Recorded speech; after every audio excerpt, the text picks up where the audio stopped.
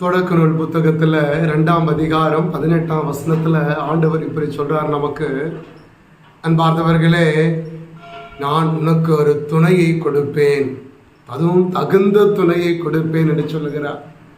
என்று பல மனிதனுடைய வாழ்க்கையிலும் இருக்கின்ற மிகப்பெரிய ஒரு சந்தேகம், திருமண வாழ்க்கையில பல ஆண்டுகள் கடந்து போன பிறகும் எனக்கு நான் பெற்றுக்கொண்டிருக்கிற என்னுடைய மனைவி, என்னுடைய கணவன் எனக்கு தகுதியானவன் தானா?